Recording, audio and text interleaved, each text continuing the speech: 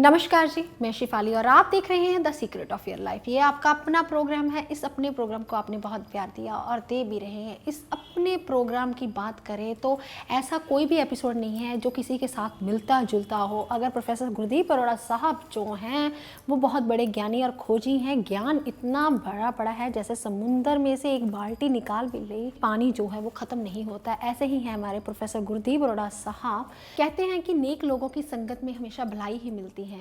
हवा जब फूलों से गुजरती है तो क्या होता है जी, वो खुशबू ही देती है, वो खुशबूदार ही हो जाती है। ऐसे ही है हमारे प्रोफेसर गुरदीप अरोड़ा साहब कि वो छोटी छोटी बातों में से इतना ज्ञान दे देते हैं कि हमें पता भी नहीं होता कि हम जो गलतियां कर रहे हैं कि उसके साथ हम जो है ग्रह हम अपने ख़राब कर रहे हैं। तो आज का एपिसोड किस पे है जी? आज का एपिसोड पता नहीं है किस पे है, लेकिन बात करेंगे राहु पे। राहु राहु क्या होता है? राहु होता है शोर मचाने वाला मदमस्त हाथी, जिसको बोल सकते हैं कि हर जगह जो है हल्ला करता है। तो हम पहले स्वागत कर लेते हैं प्रोफेसर साहब का। प्रोफेसर साहब स्वागत है आपका। नमस्कार। प्रोफेसर साहब आज बात करेंगे राहु के ऊपर। जो पंडित हैं, जितने भी पंडित हैं, उन्होंने डराया हुआ है राहु की दशा आ गई तो तेरा सर्वनाश हो जाएगा, अगर गुरु की दशा आ गई तो ज्ञान आ जाएगा। ऐसा कुछ भी नहीं होता है जी। राहु की दशा आ गई तो कहते हैं कि राहु क्या करवाता है? मदमस्त है, दंगल करता है, राहु करता है। लेकिन राहु क्या करता है? राहु अगर धुएं की तरह पैसा देता है तो ले भी लेता है। तो उसको कंट्रोल कैसे किया जाए? उसको कैसे कंट्रोल कर सकते हैं? राहु अगर लगन में हो तो क्या प्रभाव देता है? राहु अगर दूसरे घर में हो तो क्या प्रभाव देता है? तो ऐसी बातों पे हम चर्चा करेंगे आज प्रोफेसर साहब के साथ। प्रोफेसर साहब, क्या राहु लगन में हो तो उसका प्रभाव क्या होगा? बहुत अच्छा पूछा शिफाली जी आपने। आज आपने बात की राहु क्या करता है, राहु कुंडली में क्या रोल अदा करता है। राहु कुंडली में रोल क्या अदा करता है, लगन में हो तो क्या करता है, दूसरे भाव में हो तो क्या करता है, वो भावों की बात तो बाद की बात है। पहले मैं राहु का रोल बता दूं, राहु का काम क्या है। राहु देव पहले कुंडली में छल करते हैं। छल किसके साथ? अगर मित्र राशि के बैठे हुए हैं तो लगन में, या अगर मित्र का लगन है तो बहुत फल देते हैं। कैसे? अरे भाई, छल के साथ लॉटरी भी निकाल देते हैं, छल के साथ अमीर भी कर देते हैं, गड़ा हुआ धन भी दे देते हैं। राहु, बंदा जा रहा होता है, उसे पता नहीं होता इंसान जा कहाँ रहा है, लेकिन उसको खजाने की ओर ले जाते हैं। राहु क्या करवाते हैं? बंदा चाय की दुकान बेच रहा होता है, कुछ कर नहीं रहा होता, उसके पास नोटों का बैग खड़वा देते हैं। वो दुकान क्या, चाय की दुकान क्या होटल बना लेता है। राहु का ऐसा ही काम है। राहु अचानक देते भी हैं, अचानक छीनते भी हैं। पहले मैं आपको बता दूं राहु छीनते किस किस लगन से है। जब मेष लगन हो तो छीन लेते हैं भाई, वृष लगन हो तो दे देते हैं, मिथुन लगन हो तो राशि का फल देते हैं कौन सी राशि में बैठे हैं। वैसे मिथुन मित्र का होता है, क्योंकि बुध मित्र है इसलिए नुकसान नहीं करते, फिर भी राशि का फल ज़्यादा देते हैं। अगर कर्क लगन हो तो सब कुछ छीन लेते हैं। अगर सिंह लगन हो तो तड़फाते हैं, कामयाब नहीं होने देते। अगर कन्या लगन का राहु बैठा हो तो बंदे को देते हैं, इंटेलिजेंसी बढ़ा देते हैं। अगर तुला लगन हो तो मित्र का लगन है, गुरु का लगन है, उसका इसलिए फ़ायदा करते हैं, नुकसान नहीं करते। और अगर वृश्चिक लगन हो तो बहुत नुकसान करते हैं। धनु लगन हो तो कोई कार्य करने नहीं देते। अगर आ जाए मकर लगन, मकर लगन में भी नुकसान कर देते हैं, लेकिन कुंभ लगन में नुकसान नहीं करते। मीन लगन में भी नुकसान करते हैं। देखिए, ये तो मैंने लगनों का प्रभाव बताया शॉर्टकट में, मैंने ज़्यादा बारीकी में नहीं बताया, क्योंकि ज़्यादा बारीकी में जाऊंगा तो राहु एक लगन के ही ऊपर बीत जाएगा पूरा का पूरा एपिसोड, फिर भावों की बात नहीं आएगी। राहु क्या करते हैं? राहु एक छाया ग्रह है, कपटी ग्रह है। राहु करते क्या है? जाते उल्टे हैं। कहते हैं मैं जा रहा हूँ सीधा, लेकिन दिखने में सीधा जा रहे हैं, लेकिन घूमते उल्टे हैं, जाते उल्टा है। राहु का ये काम है। राहु का काम है आपको पहले से आभास दे देते हैं आपके साथ अच्छा होने वाला है या बुरा होने वाला है। अगर मित्र राशि के बैठे हो, अगर बुरी राशि के बैठे हो तो आने वाले 20 साल की घटना 20 साल पहले आनी थी, अब ये आ जाती है। ये राहु का काम है। प्रोफेसर आजकल जो राहु है वो 4 नंबर राशि में चल रहे हैं, शायद मार्च में, आज 6 मार्च को शायद उनकी जो वो चेंज करेंगे, तो उल्टा चलेंगे। आपने कहा कि उल्टे चलते हैं राहु, और कितने 2 ग्रह हैं ऐसे जो कुंडली में उल्टे चलते हैं, वो 3 नंबर राशि में आ जाएंगे। तो 3 नंबर राशि में क्या क्या प्रभाव देंगे वो राहु? शेफाली जी, 3 नंबर राशि उसकी खुद की राशि है। राहु उच्च के माने जाते हैं। जिस जिस लोगों की 3 नंबर राशि है उसे ज्ञान आएगा, आने वाली बात का पहले से आभास हो जाएगा, और हो सकता है कि अगर कहीं अच्छी पोजीशन में बैठे हैं तो धन की वर्षा होने वाली है। अगर कहीं बुरी राशि के बैठे हैं तो जितना धन इकट्ठा किया है वो सब कुछ ख़त्म कर देंगे। देखिए, आपकी बुरी राशि में अगर राहु देव बैठे तो पहले से कुछ बंदोबस्त कर लीजिए पैसे का, ताकि आपका पैसा ख़त्म ना हो, ताकि किसी और जगह ना लग जाए। राहु देव अगर मिथुन राशि में आते हैं तो उच्च के माने जाते हैं। प्राशर ज्योतिष कहती है 3 नंबर राशि के राहु उच्च के होते हैं। वो बात की बात है कि लाल किताब कहती तीसरे भाव में या छठे भाव में अच्छे होते हैं, वो बात की बात है। लेकिन राहु मिथुन लगन में अगर 3 नंबर लगन में आ जाते तो अच्छे होते हैं। लेकिन ये बात है कि वो 3 नंबर राशि किस घर में पड़ी है, ये देखना पड़ेगा। चलो मैं आपको बताता हूँ। राहु अगर 1 नंबर में आ जाए, जैसे कि 1 नंबर भाव में इन्होंने बात की थी, भाव नंबर 1 में आ जाए तो क्या करवाते हैं, उसके सामने इंसान बहस नहीं पाता। बहसने में सबसे पहले नंबर पे जाते हैं वो इंसान। ज्योतिष अपनी ज्योतिष भूल जाता है जब राहु लगन वाला बंदा उसके सामने आगे बैठ जाता है। तो फिर क्या होता है, राहु लगन में और क्या करवाते हैं। राहु लगन में इंसान को कामयाब नहीं होने देते, नौकरी में तरक्की नहीं होने देते। राहु लगन में अगर नौकरी में तरक्की नहीं होगी तो वो बदनामी करवाता है, चोरी उचारी भी करवा देता है। अगर कहीं बुरी राशि का बैठा हो, अगर कहीं शनि का प्रभाव या शनि की राशि ऊपर से आ रही है, वो अलग बात है। राहु लगन में अगर अच्छी राशि का बैठा हो तो ज्ञान दे देते हैं। अगर 8 नंबर राशि का बैठा हो तो गुप्त विद्या दे देते हैं। राहु लगन में सबसे बड़ा ज्ञानी भी बना सकते हैं अगर कहीं अच्छी राशि आ जाए। लेकिन देखना पड़ेगा उसकी राशि कौन सी है, और ये भी देखना पड़ेगा राहु लगन में कौन से नक्षत्र में आ जाए। राहु लगन में अगर कृतिका नक्षत्र में आता है तो अच्छा होता है, बुरा नक्षत्र नहीं होता। अगर कहीं राहु भरनी नक्षत्र का आ जाता है लगन में तो बहुत अच्छा होता है, क्योंकि शुक्र का नक्षत्र है। शुक्र का नक्षत्र का राहु ज़्यादा बुरा नहीं फल करता, लेकिन कृतिका नक्षत्र का राहु ज़्यादा खराब करता है। लेकिन मेष राशि है, लगन का राहु है, फल अलग अलग है। देखिए, बहुत ध्यान से बात सुनिए मेरी। ये बहुत सी ऐसी बातें हैं, ज्योतिष का बहुत बारीकी में ज्ञान है, कोई नहीं जानता। ऐसा ज्ञान ना ही आपको कोई बताएगा, बहुत बताने को भी वक्त लगता है। जो कोई इंसान बताने वाला भी इतना ज्ञानी होना चाहिए, उसको हर भाव का, हर नक्षत्र का, हर डिग्री का पता होना चाहिए कौन सी डिग्री का राहु ज़्यादा अच्छा होता है। राहु अगर कहीं लगन में आता है तो इंसान उसके सामने बहस नहीं पाता, उसको ज्ञानी भी बना सकता है। अच्छी अगर राशि का हो, अगर बुरी राशि का हो तो अज्ञानी बना देता है उसको। किसी के सामने वो बंदा कहता है कि मेरे को बहुत अच्छी नॉलेज है, वो बंदा किसी के आगे यानी कि अपनी हार नहीं मानता, वो कहता है मैं ही जीतूंगा। दूसरा बंदा कहता है यार छोड़ो, ये पागल है, बैसता रहता है, छोड़ो इसको। वो बंदा तर्क बहुत ज़्यादा करता है जिसका राहु लगन में होता है, तर्क वितर्क की बातें बहुत ज़्यादा करता है। राहु लगन का इसलिए लाल किताब अच्छा नहीं मानती, लेकिन प्राचीन ज्योतिष ये कहती है कि राहु लगन का अगर राशि अच्छी का बैठा है तो अच्छा है, अगर बुरी राशि का बैठा है तो बुरा है। ऐसे नहीं कि राहु लगन का बुरा ही होता है, बहुत अच्छा भी मैंने देखा राहु लगन का कई दफ़ा तो ये भी देखा कि वृश्चिक ही राशि होती है और नक्षत्र कहीं और होता है तो बंदे बर्बाद होते भी मैंने देखे हैं। वृश्चिक राशि होती है, नक्षत्र कोई और होता है तो बंदे आबाद भी मैंने बहुत देखे हैं। ऐसी बहुत सी बातें हैं जो कि इंसान नहीं जानते, उसको कौन सा काम करना चाहिए, क्या करना चाहिए, ये सभी बातें मैं बताता रहूँगा आपको। लेकिन अभी राहु लगन की बात चली है, राहु दूसरे घर की बात तो बहुत दूर की बात है। पहले राहु लगन को इंसान समझ ही नहीं पाता। कई दफ़ा राहु लगन का मैरिज लाइफ भी तोड़वा देता है, मैरिज लाइफ को अच्छा फल नहीं देता, वाइफ चली जाती है, तलाक योग भी करवा देता है राहु लगन का। लेकिन राहु अगर लगन में आ जाए तो इंसान को नौकरी नहीं मिलती, दर दर की ठोकरें भी खानी पड़ती हैं, इंसान बिजनेस में कामयाब नहीं हो पाता राहु लगन का। राहु लग्न का जब कामयाब नहीं हो पाता तो उसको क्या करना चाहिए? जैसे कि अच्छी राशि है तो कच्चे दूध की मालिश करके नहलाता हूँ मैं। वैसे तो 4 ग्राम का चकोर टुकड़ा चांदी का मैं कहता हूँ गले में धारण कीजिए ताकि राहु लग्न का आपका शांत रहे। प्रोफेसर साहब कहते हैं ना कि राहु को अगर कंट्रोल करना हो तो चांदी पहन लीजिए तो राहु कंट्रोल हो जाता है, क्या ऐसा होता है?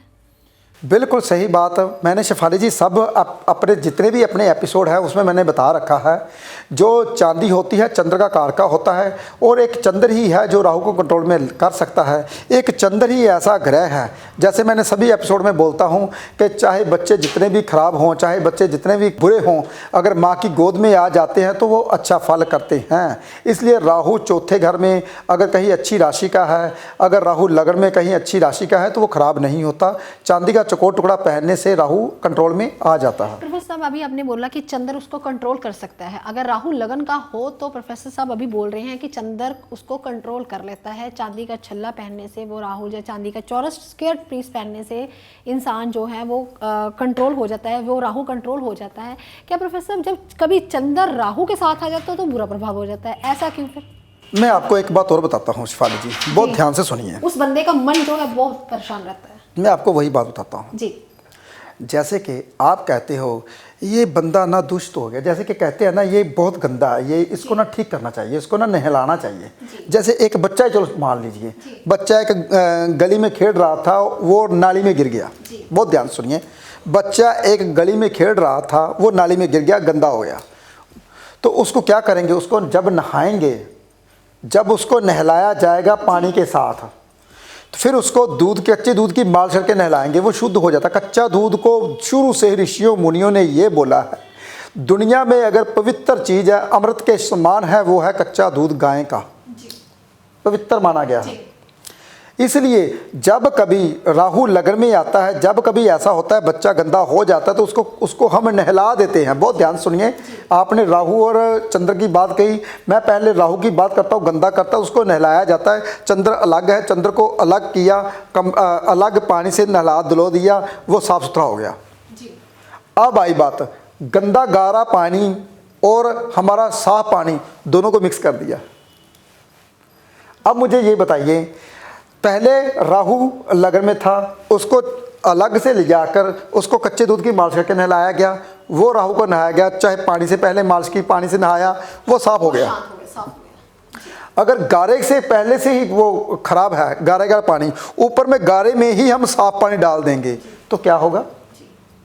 तो वो खराब ही रहेगा। जो साफ पानी है वो भी खराब हो जाएगा। इसलिए जो राहु के साथ पानी चंद्र साफ पानी डालता है तो वो खराब ही हो जाता है। मैं हर बात को साइंटिफिक रीजन से इसलिए बताता हूँ कि लोगों को समझना, मेरी बातें आसान रहती हैं।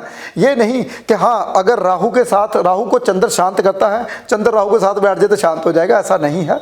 वो गारा पानी दूसरे चंद्र को भी और ख़राब कर देगा। प्रोफेसर साहब मैंने सुना है कि बुजुर्गों से सुना है कि कच्चे दूध को हम अमृत के समान माना जाता है, कि कच्चा दूध है वो अमृत बन जाता है।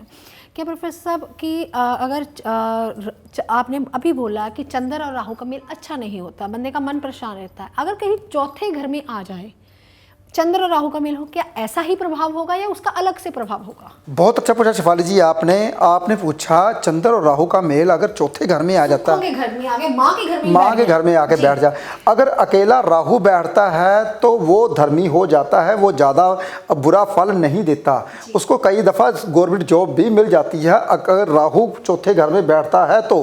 अगर साथ में चंद्र आता है तो मन परेशान होता है, चौथा घर भी परेशान हो जाता है, चंद्र भी परेशान हो जाता है, और जो गारे वाला पानी है वो पानी साफ को भी खराब कर देता है। चाहे मैं आपको ये बताऊं, चाहे आपने एक पूरी बाल्टी साफ पानी की है, बहुत ध्यान से सुनिए, एक पूरी बाल्टी साफ पानी की है, एक गिलास गारे का, एक गिलास गंदे पानी का, एक गिलास धुएं का, यानी कि जो मैं पूरी बाल्टी साफ में डाल दूं सिर्फ एक गिलास, तो क्या होगा बताइए मुझे? वो पूरी की पूरी बाल्टी भी खराब हो जाएगी।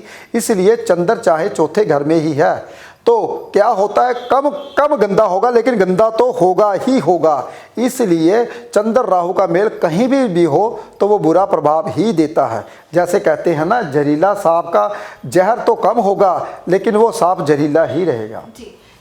तो कहते हैं ना कि एस्ट्रोलॉजी एक ऐसा गूढ़ ज्ञान है, इसको भापा ही नहीं जा सकता, इसको जाना ही नहीं जा सकता कि ये तो एक समुंदर है। समुंदर के समान है शेफाली जी, इसको कोई नहीं आज तक पढ़ पाया। ये साइंटिफिक रीज़न तब मैं आपको बताता हूँ ताकि हमारा, आपको पता है दुनिया में ऐसा कोई एस्ट्रोलॉजर नहीं है जो हमारा प्रोग्राम नहीं देखता, क्योंकि यहाँ इसलिए यहाँ सीखने को बहुत कुछ मिलता है। प्रोफेसर मुझे पता है कि आपके पास टाइम नहीं होता, मैं भी आपके साथ ही बैठी होती हूँ, तो मेरे मन में क्वेश्चंस होते हैं बहुत सारे। मुझे पता है कि आप कैमरे के सामने बिल्कुल सच बोलोगे और उसका साइंटिफिक आधार दे दोगे। जब मैं पर्सनली पूछती हूँ तो आप बोलते हैं नहीं, कोई कस्टमर पहले अपने परिवार को देखते हैं, फिर बाद में बात करेंगे उसके बाद। तो मुझे लगता है कि आप कैमरे के सामने ज़्यादा अच्छा बोलोगे और मुझे ही नहीं अपने परिवार को भी आप अच्छी अच्छी बातें बताएंगे। प्रोफेसर साहब, अभी मेरे मन में बात आ रही थी कि राहु जो है, राहु अंक वाले, जैसे कि 4 नंबर, मेरा बन गया 4, मैं भी राहु की हुई हूँ, लेकिन आप हैं केतु के। तो मैंने कहीं ना कहीं पढ़ा था कि राहु और केतु का मेल होता है तो वो शुक्र बन जाता है, शुक्र ग्रह बना था। बिल्कुल सही बात, सच है प्रोफेसर? बिल्कुल सही है। राहु और केतु, लाल किताब भी यही बोलती है, राहु और केतु अगर इकट्ठे बैठ जाते हैं तो वो शुक्र का अंक बन जाते हैं। जैसा कि मैं आपको बताता हूँ, अगर कहीं राहु चौथे घर में बैठा है, वर्षफल में कहीं केतु चौथे घर में आ जाता है, तो राहु केतु इकट्ठे हो जाते हैं। ऐसे क्या होता है, जब कभी शुक्र ग्रह बन जाता है, राहु केतु इकट्ठे होते हैं, तो तभी अगर राहु का अंक बन रहा हो तो उसको 7 नंबर अंक की ज़रूरत होती है। जिसका राहु का अंक है उसको 7 अंक लेना चाहिए ताकि शुक्र का अंक बन जाए, पूर्ण हो जाए। शेफाली जी, मैंने बहुत सी एंकरें पहले रखी है अपने पास, मेरे पास 3-4 एंकर रही हैं, क्योंकि मैं जिस एंकर के साथ काम करता हूँ वो चैनल की एंकरें होती हैं, वो चैनल वालों के थ्रू मैं लेता हूँ, तो उसको कम से कम 1.5 साल का बॉन्ड में रखता हूँ। हर एंकर 1 साल या 2 साल का बॉन्ड ही रखती है, उसके बाद ही रखती है। उसके बाद नहीं रखती, उसके बाद वो चैनल चेंज कर लेती हैं। इसलिए मैं सभी जितने के शवि जी आए थे पहले, उनके साथ बहुत अच्छा रहा। उनके साथ मेरा सफ़र तकरीबन मान के चलो कोई 200 एपिसोड के करीब रहा। उसके बाद पुनीत जी आए, उसके बाद और भी कई आए जिसके साथ 150-100 एपिसोड मैंने बनाए हैं। अभी तक हमारे 535-40 एपिसोड हो चुके हैं तकरीबन। अब आपके साथ जो मेरा सफ़र चल रहा है तकरीबन 80 एपिसोड का हो चुका है हमारे साथ एपिसोड। 80 एपिसोड के तकरीबन हम ऊपर चल चुके हैं। इसलिए जो ये होता है ना, एंकर को होती है, एंकर सिर्फ क्वेश्चन पूछने वाली होती है, कोई भी क्वेश्चन पूछ लेती है, उसको बारीकियों का नहीं पता होता। जैसे कि आपको ज्योतिष की बारीकियों का पता है, और जैसे आप राहु और मैं केतु, मेरे को जो फ़ायदा होगा आपसे होगा, क्योंकि राहु और केतु का अगर मेरा अकेला धड़ है, अगर सिर ही नहीं है तो मुझे पता नहीं मैं कौन सी दशा में जा रहा हूँ। अगर इनका सिर मेरे ऊपर लगता है तो वो पूरा शरीर बन जाता है। इसलिए अगर कल्ला अकेला आपका सिर है तो आपके पास धड़ नहीं है, आप कहीं जा नहीं सकते। इसलिए उसको बोलते हैं शुक्र पूरा हो जाता है। ये मैं हर बात को साइंटिफिक रीजन से बताता हूँ। जो राहु होता है उसका पूरा सिर होता है, जो केतु है वो अकेला धड़ है, बिना सिर का धड़। इसलिए जब राहु केतु मिलते हैं तो पूर्ण होते हैं, पूरा शरीर बनता है, वो इंसान कामयाब होते हैं। जिसका केतु का अंक है उसको 4 अंक की ज़रूरत है, जिसका राहु का अंक है उसको 7 नंबर की ज़रूरत है। राहु और केतु का अंक जिसका होता है तो उसको पूर्ण करने के लिए हेल्प लेनी चाहिए जिस अंक की नहीं ज़रूरत हो। जी, राहु अंक वाले जितने भी लोग हैं वो होते हैं, जैसे डेट ऑफ बर्थ से जाना जा सकता है राहु वाले कौन कौन से अंक हो सकते हैं, जैसे 4 नंबर, 13 नंबर, 21 नंबर और 31 नंबर। ये हो गए 4 नंबर वाले लोग। ऐसे लोगों के पास गुप्त ज्ञान भी होता है। जितने भी राहु वाले, ये मत डरिएगा मत कि राहु है तो दंगल मचाएगा या मदमस्त हाथी है, ऐसा कुछ करेगा, लेकिन राहु जो है वो गुप्त ज्ञान भी दे देता है। कहीं ना कहीं आपकी कुंडली में अगर राहु अच्छा बैठा है तो वो गुप्त ज्ञान भी देता है। जैसे पंचम घर का राहु हो वो भी गुप्त ज्ञान देता है। जी प्रोफेसर साहब, ऐसे ही होता है? बहुत अच्छा पूछा आपने शेफाली जी। मैं आपको ये बता दूं, पंचम घर ज्योतिष का होता है, पंचम घर ज्ञान का होता है। जी, मेरा राहु पंचम में बैठा है। आपको मैं एक चीज़ और बता दूं शेफाली जी, पंचम घर का जो राहु होता है अगर कहीं अच्छी राशि का आ जाए तो वो गुप्त ज्ञान देता है, वो ज्ञान देता है, वो एस्ट्रोलॉजी में बहुत जाता है, क्योंकि पंचम घर ज्योतिष का भी होता है और ज्योतिष का वो ज्ञानता बन जाता है। जैसे कहते हैं ना, गुरु पंचम में आ जाए तो ज्योतिष का ज्ञाता होता है। मैं कहता हूँ गुरु अगर पंचम में आता है तो ज्योतिष का ज्ञाता नहीं होता, जितना राहु अगर पंचम में आ जाता है तो ज्योतिष का ज्ञाता बन जाता है। मैं आपको समझा दूँ, अगर कहीं मेल हो रहा हो बुध, शुक्र, शनि, गुरु का, इन चारों का मेल कुंडली में हो रहा हो तो वो महाज्ञानी ज्योतिषी बन जाता है। ऐसा बहुत कम कुंडली में होता है। जब कभी ये चारों ग्रह इकट्ठे बैठते हैं तो ये महाज्ञानी इंसान का तेवा बनता है। जब कभी चारों का मेल हो रहा हो, ऊपर से राहु भी अच्छी पोजीशन में बैठा हो, तो ट्यूशन पावर और भी ज़्यादा बढ़ जाती है। ऐसे मेल कहीं मेरी कुंडली में हैं, मैं चाहता हूं कि मैं और भी कुंडली में देखूं। तो 25 साल हो चुके हैं, बहुत कम कुंडलियां मुझे देखने को मिली। हाँ, एक एस्ट्रोलॉजर और आया था आज से, उसकी उम्र मैं नाम नहीं लूँगा, उसकी उम्र भी तकरीबन 60-70 साल की हो चुकी है। उसकी कुंडली में भी ये योग मुझे देखने को मिला था, लेकिन वो भी बहुत अच्छा ज्योतिषी है, लेकिन आजकल वो नहीं कर रहे। तकरीबन बहुत से ऐसे ज्योतिषी हैं जो कि कुंडली में योग बनाते हैं। राहु बहुत अच्छा होता है तो इंसान ज्योतिष करता है।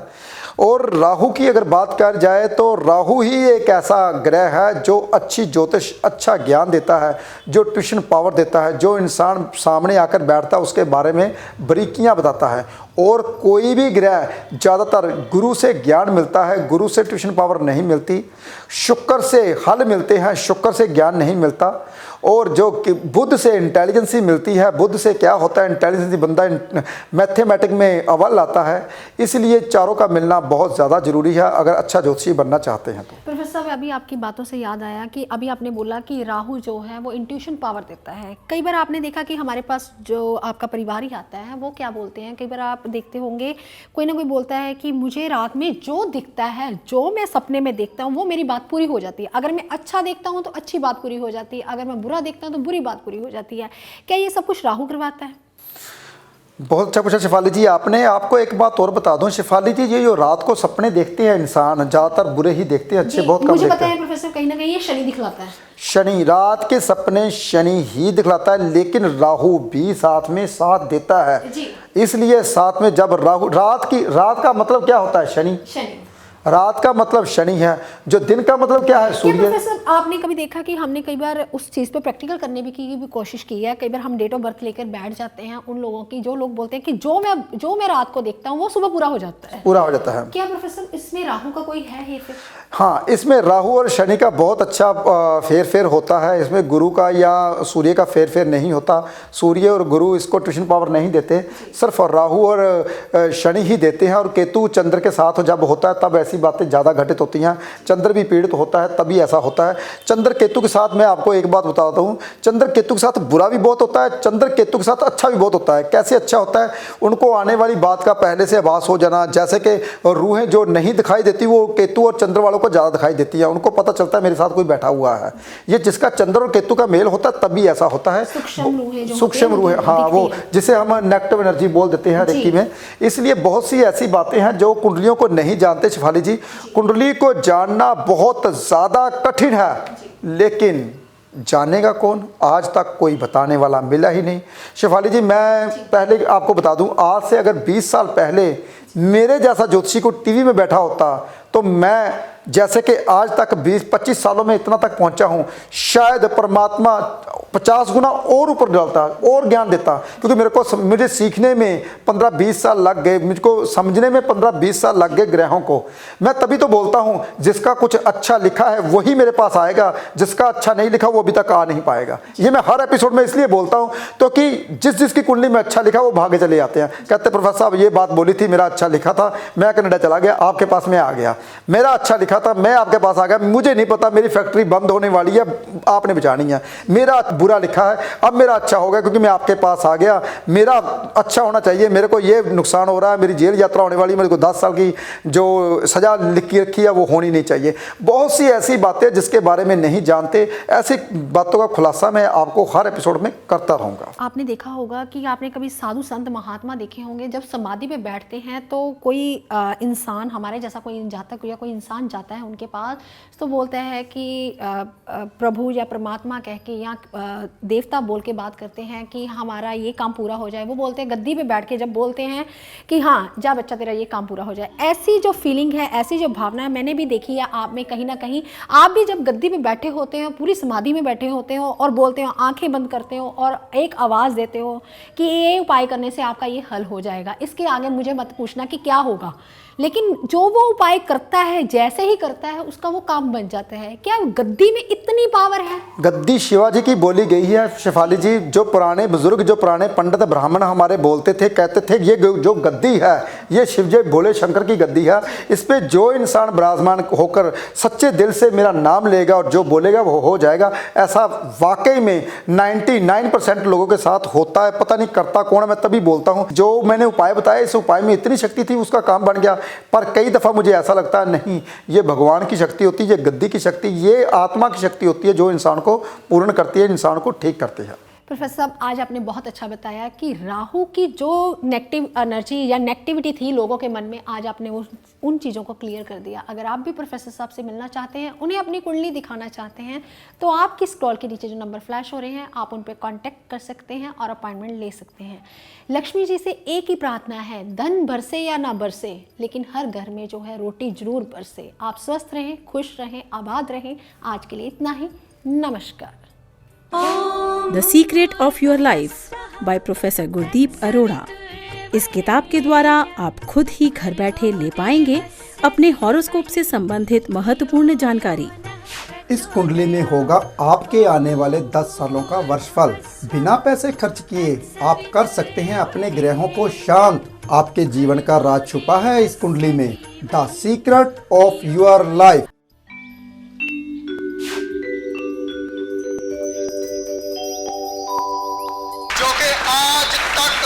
भगवान के रूप में लक्ष्मी जी को पेश किया। मैंने एक वादा भी किया था, मैंने कहा था कि इसमें जो जो मैंने धातुओं डाली है, पहले मैं आपको इसको धातुओं का थोड़ा सा वर्णन बता दूं, तब के आपको पता चले कि कौन सी धातु किसके लिए होती है। ये जो गोल्ड, शुद्ध गोल्ड प्लेटेड मैंने किया है, ये है सूर्य की धातु। शुद्ध गोल्ड सूर्य का होता है, मिश्रण गोल्ड गुरु का होता है। ये आज तक नहीं पता, किताबों में तो लिखा है गोल्ड गुरु का होता है, लेकिन गोल्ड के बारे में बताया ही नहीं गया। ये शुद्ध गोल्ड सूर्य का बताया गया है, लेकिन ये पूरी धातु ब्रास की है, पीतल की। ये पीतल जो होता है ये गुरु की धातु मानी गई है।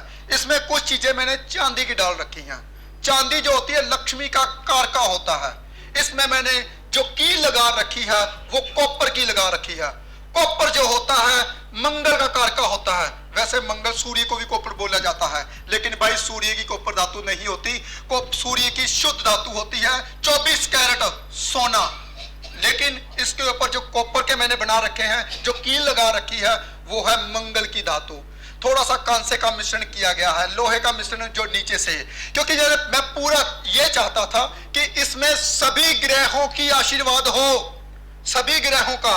ये नहीं कि मैंने एक धातु से मैंने बना दिया और आपको वो चीज दे दी।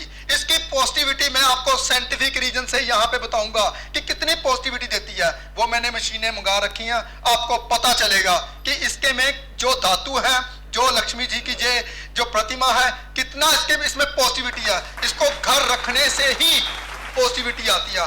लक्ष्मी जी हमेशा आज तक आपने बैठे हुए रूप में देखे हैं, लेकिन छैया के रूप में बिल्कुल नहीं देखे। आज मैंने जो ये रूप बनाया है, लेकिन उठने को और बैठने को वक्त लगता है। जो ये प्रतिमा रखेंगे उनके घर में लक्ष्मी का सदैव वास हो जाएगा। और मैं यही चाहता हूं कि भगवान करे आपके घर में ये वास हमेशा रहे। और जब कहते हैं ना दुख दरिद्र बीमारी, ये लक्ष्मी जी से ही दूर होते हैं। कहते हैं जिस पंजाबी दी फिर कहावत मैं जरूर बोलूंगा, लाहौर दी, क्योंकि मैं पीछे से लाहौर का हूं। कहते जिसकी झोली दाने होंदे कमले भी सियाने, पुरानी कहावत है साडी। इस करके जो लक्ष्मी जी का, जहां पे जिसके पास पैसा होगा उस पे कहां दुख, कहां दर्द, कहां रहेगी बीमारी, सब दूर हो जाएगा।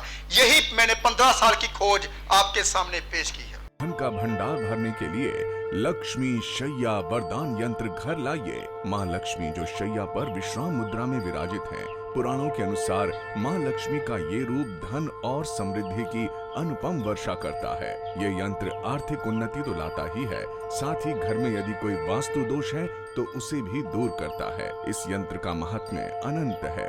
शरीर में मौजूद 7 चक्रों को संतुलित करने का काम भी ये यंत्र करता है। जिससे स्वास्थ्य से जुड़ी सभी समस्याएं दूर होती हैं और मनुष्य निरोगी होता है। आपके रुके हुए कार्यों से रुकावटें भी दूर करने का काम ये चमत्कारी यंत्र कर दिखाता है। जीवन की अड़चनें भी दूर होती हैं इस यंत्र के प्रयोग से।